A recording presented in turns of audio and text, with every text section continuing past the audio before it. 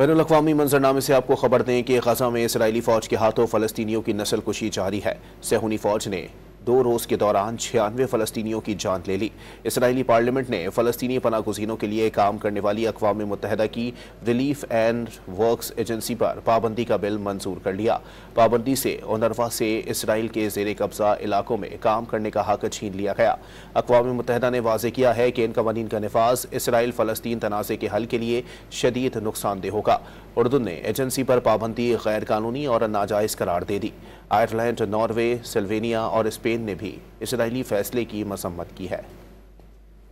बैनुल-अक़वामी मंजरनामे से आपको खबर दें कि गजा में इसराइली फौज के हाथों फलस्तीनियों की नस्ल कुशी जारी है। सेहूनी फौज ने 2 रोज़ के दौरान 96 फलस्तीनियों की जान ले ली।